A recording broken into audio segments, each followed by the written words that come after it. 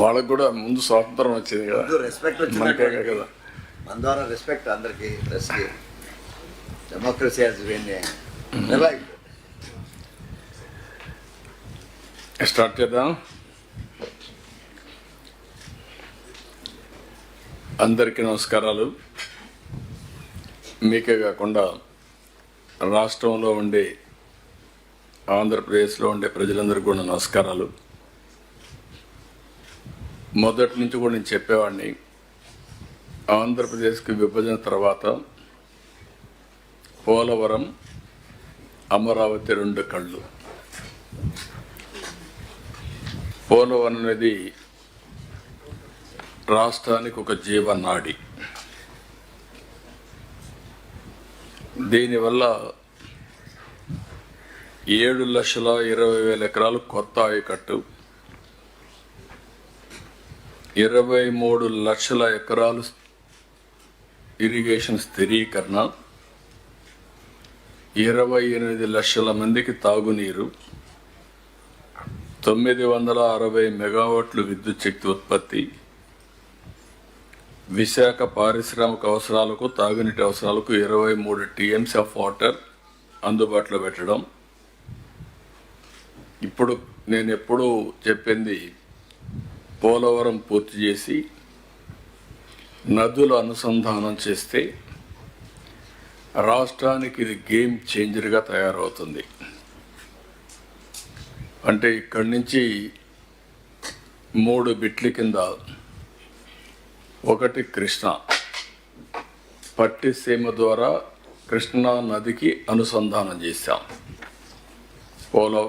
గోదావరి, కృష్ణ. అక్కడి నుంచి రాబోయే రోజుల్లో నేరుగా కృష్ణా నుంచి Nagarjuna Sagar right main canal, అక్కడనే బొల్లాపల్లి. అక్కడికి కంప్లీట్ చేస్తే నాగార్జున సాగర్లో వాడుకునే నీళ్లు దీనికి సప్లిమెంట్ చేసుకుంటే చాలా వెసులుబాటు వస్తుంది. బొల్లాపల్లి రిజర్వాయర్ వస్తే చాలా వరకు కంఫర్ట్ వస్తుంది. అక్కడి నుంచి నేరుగా బనకచెర్ల 3వ బిట్ కింద, అది బనకచెర్లకి నేరుగా పక్కనే తీసుకెళ్ళి వెలుగొండ ఇరిగేషన్ కూడా నీళ్ళు ఇచ్చే పరిస్థితి వస్తుంది. అక్కడి నుంచి బనకచెర్ల తీసుకెళ్ళచ్చు. ఇంకొక పక్క ఇక్కడి నుంచి నేరుగా విశాఖపట్నం, అక్కడి నుంచి ఉత్తరాంధ్ర సుజల స్రవంతి, వంశధార. ఇది కూడా 2-వే ప్రాజెక్ట్. ఇది ఈ రెండు కానీ ప్రాపర్గా మనం చేసుకోగలిగితే రాష్ట్రంలో అన్ని జిల్లాలు కవర్ అవుతాయి. శ్రీకాకుళం నుంచి అటు ఓల్డ్ కర్నూలు కానీ కింద వరకు నెల్లూరు వచ్చి తిరుపతి వరకు వెళ్ళే పరిస్థితి వస్తుంది. ఇంకా నీటి సమస్య అనేది ఉండదు. అయితే ఈ ప్రాజెక్టు యొక్క ప్రాముఖ్యత కూడా మీరు చూస్తే 50 లక్షల క్యూసెక్స్ డిశ్చార్జ్ చేసే కెపాసిటీ. చైనాలో ఉండే అతిపెద్ద డ్యామ్ 3 గార్జెస్ డ్యామ్, దానికంటే ఎక్కువ డిశ్చార్జ్ ఇది. అందుకే ఇది చూసినప్పుడు 93 మీటర్లు డయాఫామ్ వాల్, అత్యంత ఎత్తైన స్పిల్వే గేట్స్. అలాంటి మల్టీపర్పస్ ప్రాజెక్ట్ ఇది. దీన్ని యజ్ఞంలాగా చేశాం. 2014 నుంచి 19 వరకు రేయింబుగుళ్ళు పనిచేశాం. ఫస్ట్ నాకుండే అనుభవంతో ఆ రోజు 2014లో నేను ముఖ్యమంత్రి అవుతానని 7 మండలాలు తిరిగి ముంపు గురయ్యే మండలాలు ఇవ్వకపోతే నేను ప్రమాణ స్వీకారం చేయని గట్టిగా చెప్పాం. దాంతో కేంద్రం కూడా ఫస్ట్ క్యాబినెట్ పెట్టుకొని 7 మండలాలు ఇచ్చిన తర్వాతనే పార్లమెంట్ సమావేశాలు ఏర్పాటు చేశారు. దాని మీద మనం చూస్తే చాలా స్పష్టంగా ముందుకు పోయాం. ఒక్క రోజులో స్పిల్ ఛానల్లో 32,215 క్యూబిక్ మీటర్ల కాంక్రీట్ వేసి గిన్నెస్ రికార్డు కూడా బ్రేక్ చేశాం. అదే మరి మీరు హెడ్ వర్క్ పనులు చేస్తూనే పైన కిందన కాఫర్ డ్యాములు, ఎగువ కాఫర్ డ్యామ్, దిగువ కాఫర్ డ్యామ్ రెండు కూడా కంప్లీట్ చేశాం.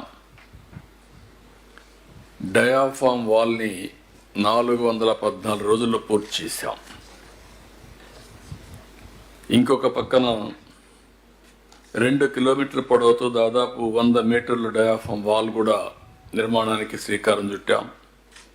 ఆ పనులన్నీ జర్మన్ కంపెనీ బావర్ ఆ రోజు పూర్తి చేసే పరిస్థితికి వచ్చారు. స్పిల్వే గేట్స్ డిజైన్స్ అన్నీ సిద్ధం చేసి గేట్లు కూడా అమర్చాం. అదే మరిగా ప్రతి ఒక్క పని కూడా పిపిఏ, సెంట్రల్ వాటర్ కమిషన్ వాళ్ళు ఆమోదిస్తూ వచ్చారు.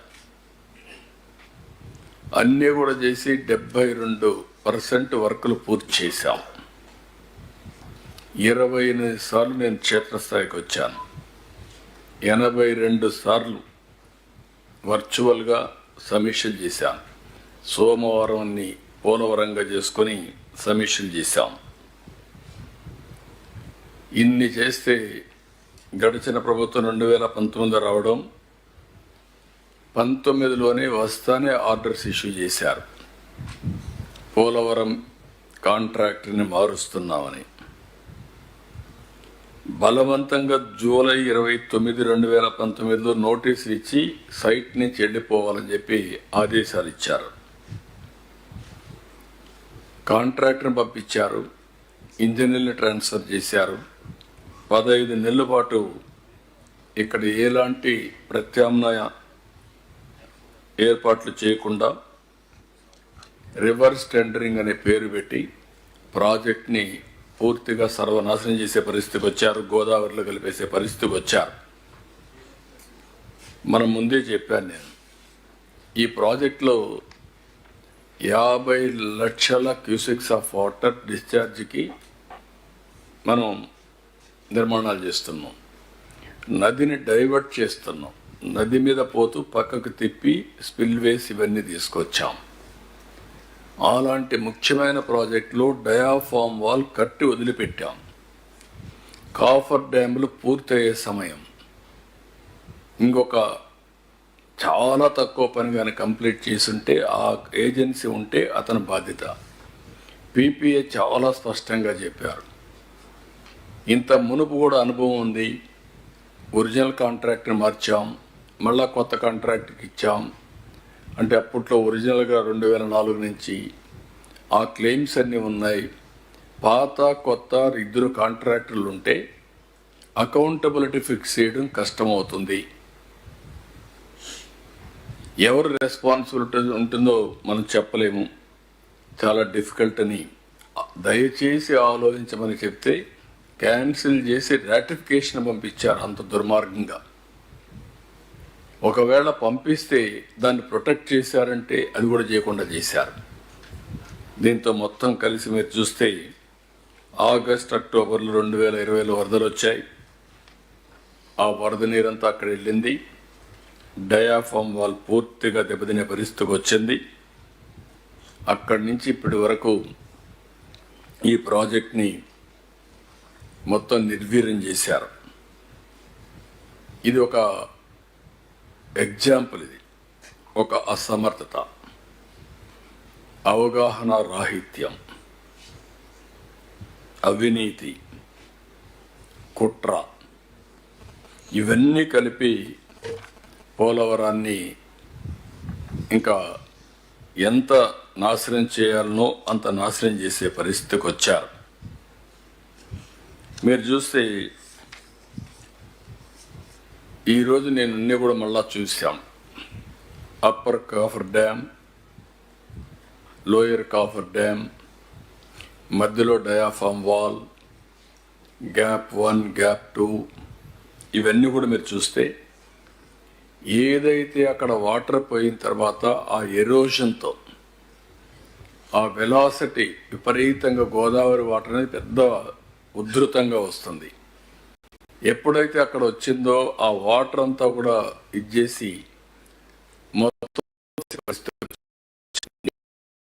లోపలికి రావడం, ఈ 2 మధ్య లోయర్ అప్పర్ కాఫర్ డ్యాముల మధ్య పెద్ద ఎత్తున మనం సుడిగుండాలు వచ్చినట్టు వచ్చి కింది వరకు 2020లో మొత్తం ఎరోషన్ గురయ్యే పరిస్థితి వచ్చింది. టోటల్గా దెబ్బతినే పరిస్థితికి వచ్చింది. 200 మీటర్లు గ్యాప్ 1లో ఎరోషన్ గురయ్యే పరిస్థితి వచ్చింది. కింద ఉండే సాయిల్ డిస్టర్బెన్స్ కావడమే కాకుండా ఇప్పుడు మీరు అక్కడ చూశారు, అక్కడ శాండ్ తీసుకొచ్చి మళ్ళా వైబ్రో కాంపాక్షన్ చేస్తున్నాం.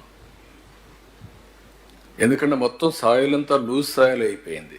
రేపు ఇప్పుడన్నా కానీ ఒక భూకంపాలు అలాంటివి వస్తే ప్రాజెక్ట్ కూడా షేక్ అయ్యే పరిస్థితి వస్తుంది. కాబట్టి ఆ స్టాండర్డ్స్ ప్రకారం మళ్ళా చేయాల్సిన అవసరం మొత్తం చేసే పరిస్థితి వచ్చారు. ఒక దుర్మార్గమైన కార్యక్రమం వచ్చినప్పుడు 2400 కోట్ల రూపాయలు అదనంగా అయింది. ఉదాహరణకు న్యూ డయాఫామ్ వాల్ 990 కోట్లు, ఆ రోజు 440 కోట్లతో పూర్తి చేశాం. మోర్ దెన్ డబల్ అయింది. ఇంకో పక్క వైబ్రో కాంపాక్షన్, నేను పెట్టిన ఇసుక మీరు చూశారు, ఇప్పుడు చూపించాను అక్కడ 836 కోట్లు అయింది. శాండ్ ఫిల్లింగ్ 363 కోట్లు. అదే మరి డీ వాటరింగ్, ఆ వాటర్ వస్తూ ఉంటే ఆ వాటర్ అంతా ఇచ్చేయాలి కాబట్టి ఒక 50-60 పంపులు పెట్టి వాటర్ డీ వాటరింగ్ చేస్తున్నారు. 211 కోట్లు అయింది. మొత్తం కలిస్తే 2400 కోట్ల రూపాయలు ఖర్చు అయింది.